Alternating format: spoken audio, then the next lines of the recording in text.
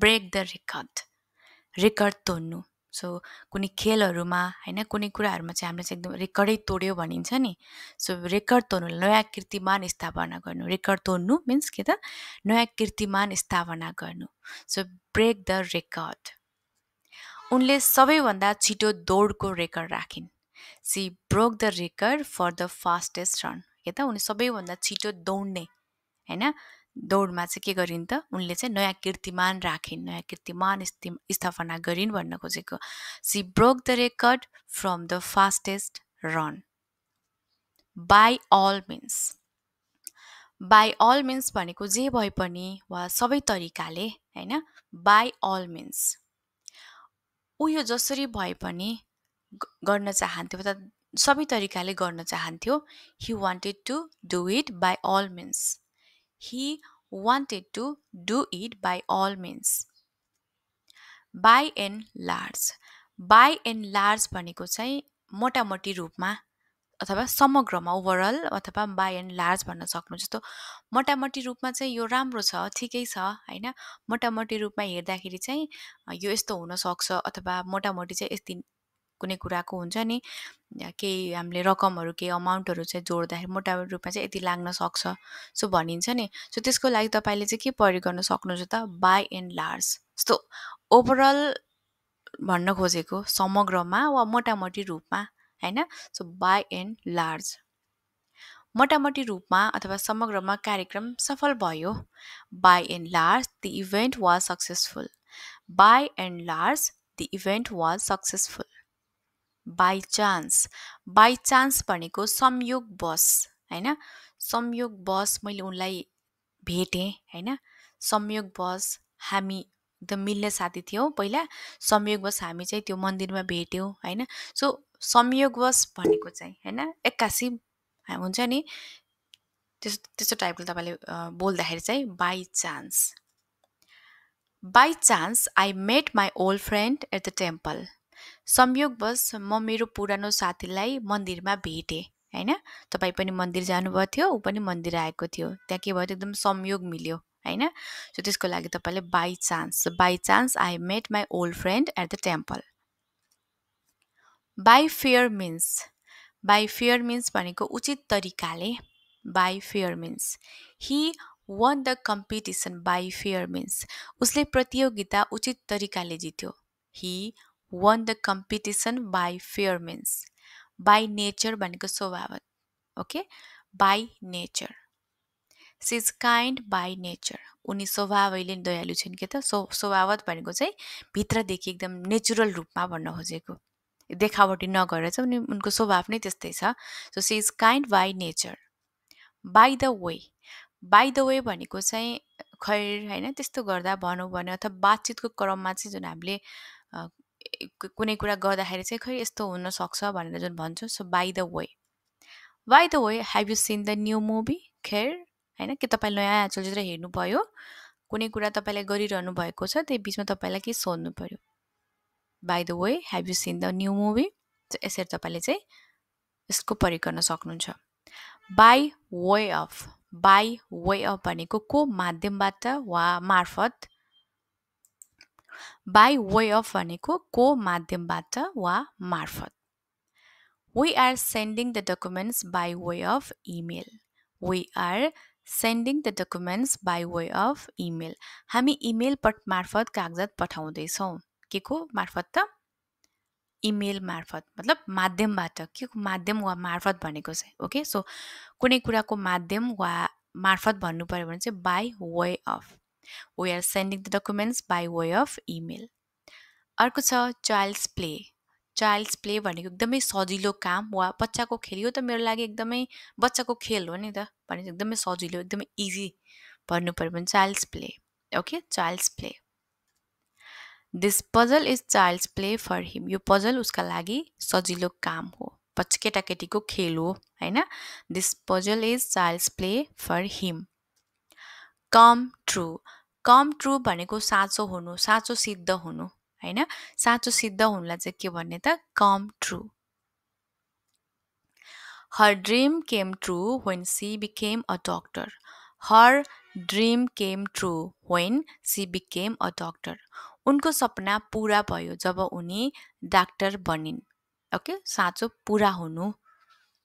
Came true भनेको पूरा भयो. Crocodile tears. क्रोकोडाइल टियर्स भनेको देखावटी आँसु, झुटो आँसु. जस्तो गोहीको आँसु नदेखाउन भन्छ नि कसैले, एकदमै देखावटी टाइपको चाहिँ आँसु. सो त्यसलाई एकदम देखावटी आँसुलाई चाहिँ के भन्ने त क्रोकोडाइल टियर्स. साँच्चै भित्रदेखि आँसु नझरेको कसैले देखाउनको लागि जुन गर्छन् नि त्यसको लागि चाहिँ हामीले क्रोकोडाइल, जस्तो गोहीको आँसु नदेखाऊ है भन्छ नि हैन, सुन्नुभएको छ राइट. सो देखावटी आँसु वा झुटो आँसुलाई चाहिँ के भन्ने त crocodile tears. Don't trust him. He's just shedding crocodile tears. Don't trust him. He's just shedding crocodile tears. उसलाई विश्वास नगर, ऊ केवल देखावटी आँसु बगाउँदैछ हैन. So don't trust him. He's just shedding crocodile tears. Okay? Day to day. Day to day भनेको दिन प्रतिदिन हैन. दिन प्रतिदिन भनेको चाहिँ day to day. We have to solve life's day-to-day difficulties. We have to solve life's day-to-day difficulties. हामीले जीवनका दैनिक कठिनाइहरू समाधान गर्नुपर्छ. दिन प्रतिदिनका समस्याहरू चाहिँ के त समाधान गर्नुपर्छ. We have to solve life's day-to-day difficulties. Deadline. Deadline भनेको चाहिँ समय सीमा, तोकिएको समय भनिन्छन्. यति गतेसम्म चाहिँ यसको फारम छ भन्न खोजेको, त्यसको म्याद हुन्छ, त्यसलाई भनिन्छ deadline. Okay. The deadline for the project is next Friday. परियोजनाको समय सीमा अर्को शुक्रबार हो. The deadline for the project is next Friday. Do away with. Do away with भनेको छुटकारा पाउनु वा हटाउनु है त. हटाउनु वा छुटकारा पाउनु भनेको चाहिँ do away with. We need to do away with old files. We need to do away with old files. हामीलाई पुराना फाइलहरू हटाउन आवश्यक छ. We need to do away with old files. Earning a living. Earning a living भनेको जीविकोपार्जन गर्नु हैन. बाँच्नको लागि चाहिँ के कमाउनु भन्न खोजेको, जीविकोपार्जन हैन. Earning a living. Everybody has to work very hard for earning a living. Everybody has to work very hard for earning a living. जीविकोपार्जनको लागि सबैले धेरै मेहनत गर्नुपर्छ. Even if भनेको भए पनि, चाहे जे भए पनि भनिन्छ नि, म त्यो गर्छु चाहे जे होस्, यो प्रकारका कुरा गर्दाखेरि चाहिँ. Even if it rains, I will go to the party. पानी परे पनि म पार्टीमा जान्छु हैन. पानी परोस् चाहे पानी परोस् हैन, तर म त के त पार्टीमा चाहिँ जान्छु भन्नु पर्यो. So even if it rains, I'll go to the party. Face to face. Face to face भनेको आम्ने सामने, जस्तो मुखामुख हुने हैन. फेस टु फेस भनेको चाहिँ आऊ आम्ने सामने भएर कुरा गर न, किन पछाडि पछाडि कुरा गर्नु पर्यो त हैन. हामी कुराकानी गर्दाखेरि चाहिँ हामी बोल्ने गर्छौँ. जो फेस टु फेस भनेको आम्ने सामने. The boy was nervous when he met the principal face to face. प्रिन्सिपललाई आम्ने सामने भेट्दा केटो नर्भस भयो, मतलब अलि निराश भयो हैन. The boy was nervous when he met the principal face to face. Fair play. Fair play भनेको निष्पक्ष खेल. फेयर प्ले ओके, निष्पक्ष रूपमाको खेल. We should always encourage fair play in sports. हामीले खेलकुदमा सधैँ निष्पक्ष खेललाई प्रोत्साहन गर्नुपर्छ. We should always encourage fair play in sports. Fancy price. Fancy price भनेको चाहिँ महँगो मूल्य, मतलब चर्को दाम. ओके, हाई प्राइस हैन. Fancy price. This bag cost a fancy price. यो झोलाको मूल्य महँगो छ, एकदम चर्को दाम छ. This bag cost a fancy price. For fear of. For fear of भनेको डरका कारण. ओके, भयका कारण, डरका कारण. He stayed silent for fear of getting into trouble. He stayed silent for fear of getting into trouble. समस्यामा पर्ने डरले उनी चुप लागे. For good. फर गुड भनेको सधैँको लागि. She moved to another city for good. उनी सधैँको लागि अर्को सहरमा सरिन्. She moved to another city for good. For good भनेको राम्रोको लागि पनि हुन्छ. अर्को हुन्छ के त सधैँको लागि है त. She moved to another city for good. For instance भनेको उदाहरणको लागि. For instance, you could try cooking at home. For instance, you could try cooking at home. उदाहरणको लागि तपाईँ घरमा पकाउन प्रयास गर्न सक्नुहुन्छ. For nothing. For nothing भनेको व्यर्थमा वा निशुल्क. ओके, for nothing एकदम फोकटमा हैन. तपाईले केही गर्नुभयो, तपाईले केही पनि पाउनु भएन. सो व्यर्थ भयो नि त्यो, निशुल्क फोकट भयो. सो for nothing को प्रयोग गर्ने. I did all this work for nothing. I did all this work for nothing. मैले यो सबै काम व्यर्थमा गरेँ, फोकटमा गरेँ. For the sake of को लागि वा केही भलाइको लागि बोल्नु पर्यो. For the sake of. I helped him for the sake of friendship. मैले मित्रताको खातिर उसलाई सहयोग गरेँ. हैन, मित्रताको लागि चाहिँ उसलाई मैले सहयोग गरेँ. I helped him for the sake of friendship. For the time being. For the time being भनेको तत्कालका लागि वा यस समयका लागि त्यस बेलासम्मको भन्नु पर्यो भने for the time being. She will stay here for the time being. उनी तत्कालका लागि यही रहनेछिन्. She will stay here for the time being. For want of. For want of भनेको अभावले, कमीले हैन. For want of.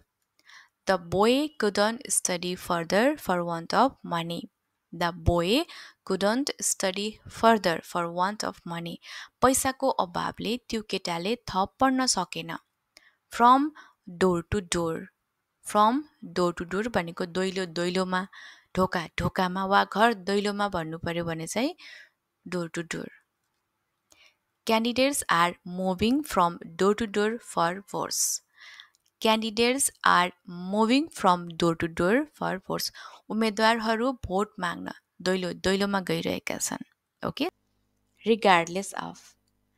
Regardless of भनेको को परवाह नगरी. I'll do it regardless of the circumstances.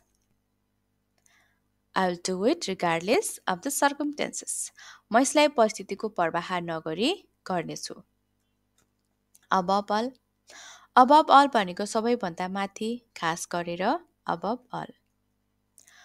Above all, health is important. Above all, health is important. सबैभन्दा महत्त्वपूर्ण कुरा के हो त? स्वास्थ्य हो. सबैभन्दा खास गरेर विशेष गरी सबैभन्दा माथिको कुरा के हुन्छ त? हेल्थ इम्पोर्टेन्ट हुन्छ नि हैन. So above all, health is important. At all भनेको पटक्कै, बिल्कुल पनि होइन टाइपको के at all. I don't like him at all. I don't like him at all. म उसलाई पटक्कै मन पराउँदिन. I don't like him at all. At first भनेको सुरुमा. At first he was shy. At first he was shy. सुरुमा ऊ लजालु थियो. Over and over, बारम्बार. Over and over, बारम्बार. He plays the same song over and over.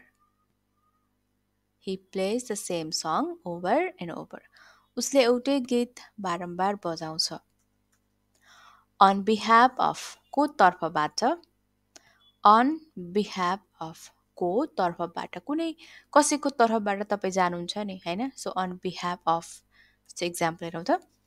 I was acting on behalf of my friend. म मेरो साथीको तर्फबाट अभिनय गर्दै थिएँ. ओके. कसको तर्फबाट त? साथीको. जुन साथीले गर्नुपर्ने थियो उसले चाहिँ गरेन भने तपाईँले चाहिँ म साथीको तर्फबाट चाहिँ अभिनय गर्दै थिएँ भन्नु पर्यो. So I was acting on behalf of my friend. To some extent. To some extent भनेको केही हदसम्म. I agree with you to some extent. I agree with you to some extent. म तपाईसँग केही हदसम्म सहमत छु. In detail, विस्तृतमा. विस्तृतमा भन्नु पर्यो भने in detail. I want to know more about it in detail. I want to know more about it in detail. म यसको बारेमा विस्तृत रूपमा जान्न चाहन्छु। इन अ वे भनेको एक किसिमले, एक हिसाबले, एक तरिकामा।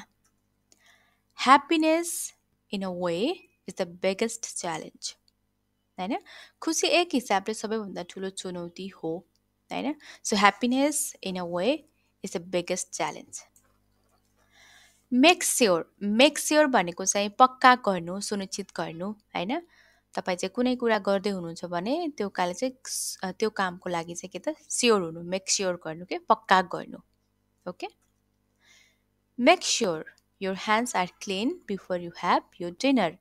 सुनिश्चित गर्नुहोस् वा पक्का गर्नुहोस् कि तपाईँ खाना खानु अघि आफ्नो हात सफा छन्। होइन, हात सफा छन् कि छैनन् भनेर चाहिँ खाना खानुभन्दा अगाडि त पक्का गर्ने। Okay, so make sure your hands are clean before you have your dinner. At a time, एक समयमा। Do one thing at a time and do it well. Do one thing at a time and do it well. एक समयमा एक काम गर र right, यसलाई चाहिँ राम्रोसँग गर भन्नु पर्यो। एक समयमा एउटा समयमा चाहिँ एउटा काम गर र त्यसलाई चाहिँ के गर त राम्रोसँग गर। Do one thing at a time and do it well. All of a sudden भनेको एक्कासी, अचानक। He became serious all of a sudden. He became serious all of a sudden. ऊ अचानक गम्भीर भयो। एट लास्ट भनेको अन्तिममा, आखिरमा। At last his dreams was fulfilled. At last his dreams was fulfilled. आखिरमा उसको सपना पूरा भयो। All in all, सबैमा वा समग्रमा, all in all. All in all, I think you have done very well. All in all, I think you have done very well. समग्रमा मलाई लाग्छ तपाईले धेरै राम्रो गर्नुभयो। मेन वाइल भनेको त्यही समयमा वा यसै बीचमा, हैन, तपाईले कुनै काम गर्दै हुनुहुन्थ्यो, त्यही समयमा फेरि अर्को काम भयो। हैन, त्यस्तो अवस्थामा चाहिँ मेन वाइलको प्रयोग गर्ने। Main while I finished my homework. त्यही समयमा यसै बीचमा मैले मेरो गृह कार्य सकेँ। Main while I finished my homework. Eventually भनेको अन्तत। Eventually they got married. अन्तत उनीहरू विवाह गरे। Unfortunately भनेको दुर्भाग्यवश। Okay, Unfortunately I lost my phone. Unfortunately I lost my phone. दुर्भाग्यवश मेरो फोन हरायो, मैले मेरो phone हराएँ। I lost my phone. Honestly भनेको इमान्दारीपूर्वक। हैन, अनेस्टली भन्दाखेरि चाहिँ मैले यस्तो गरेको थिएन भनिन्छ नि। सो इमान्दारीपूर्वक तपाईले चाहिँ केही बताउँदै हुनुहुन्छ भने चाहिँ यसको प्रयोग गर्न सक्नुहुन्छ। जस्तो honestly I didn't expect this from you. इमान्दारीपूर्वक, हैन, मैले तिमीबाट यो आशा गरेको थिइनँ। Honestly I didn't expect this from you. Actually भनेको वास्तवमा। Okay, Actually I've been there before. वास्तवमा म पहिले नै त्यहाँ गएको छु। Actually I have been there before. Firstly भनेको पहिलो कुरा। Firstly जस्तो पहिलो कुरा, हैन, we need to plan the trip. पहिलो कुरा, हैन, फर्स्टमा चाहिँ हामीले के गर्ने त, हामीले यात्रा योजना गर्नुपर्छ। बोलिन्छ नि हामीले सबैभन्दा पहिला गर्नुपर्ने कुरा। So firstly we need to plan the trip. Secondly भन्ने बित्तिकै दोस्रो कुरा, यसलाई पनि सेन्टेन्समा कसरी भन्न सकिन्छ त? Secondly we need to book the hotel. दोस्रो कुरा, हामीले होटल बुक गर्नुपर्छ। Finally अन्त्यमा Finally we arrived at the destination. अन्त्यमा हामी गन्तव्यमा पुग्यौं। Finally we arrived at the destination. As a result, नतिजा स्वरूप, as a result. He didn't study, as a result he failed. He didn't study. As a result, he failed. उसले पढेन, त्यसको नतिजा स्वरूप के आयो त ऊ फेल भयो. Okay, so as a result फल स्वरूप वा नतिजा रूपमा स्वरूप भन्नु पर्यो भने चाहिँ एज अ रिजल्ट. कुनै काम गरिसकेपछि गरेन अथवा गर्यो, त्यसको नतिजा के आयो त, त्यस्तो अवस्थामा चाहिँ हामीले एज अ रिजल्ट परिकन चाहिँ सेन्टेन्स बनाउन सक्छौँ. इन एडिसन भनेको चाहिँ थप रूपमा. In Edison. In addition, she works as a teacher. थप रूपमा उनी शिक्षिका पनि हुन्. In addition, she works as a teacher. To be honest. To be honest भनेको इमानदारीपूर्वक भन्नुपर्दा to be honest. To be honest, I didn't enjoy the party. To be honest, I didn't enjoy the party. इमानदारीपूर्वक भन्नुपर्दा मलाई party रमाइलो लागेन. To be honest, I didn't enjoy the party. No doubt. No doubt कुनै शङ्का छैन, होइन, यस्तो हुन्छ यसमा कुनै शङ्का छैन भनिन्छ नि. So no doubt. No doubt he is a talented player, होइन, ऊ एक प्रतिभाशाली खेलाडी हो, यसमा कुनै शङ्का छैन, यसमा चाहिँ भनेर बोल्नु पर्यो. No doubt he is a talented player. कुनै शङ्का बिना नै के हो त ऊ एक प्रतिभाशाली खेलाडी हो, यसमा कुनै शङ्का छैन. No doubt. At the same time, त्यही समयमा. At the same time, we must be careful. At the same time, we must be careful. त्यही समयमा हामी सजग हुनुपर्छ. At the same time, we must be careful. In my opinion, मेरो विचारमा. In my opinion. In my opinion, this is the best option. In my opinion, this is the best option. मेरो विचारमा यो नै सबैभन्दा राम्रो विकल्प हो. In my opinion, this is the best option. From my experience, मेरो अनुभव अनुसार. From my experience, learning by doing is best. From my experience, learning by doing is best. मेरो अनुभव अनुसार गरेर सिक्नु नै सबैभन्दा राम्रो हो.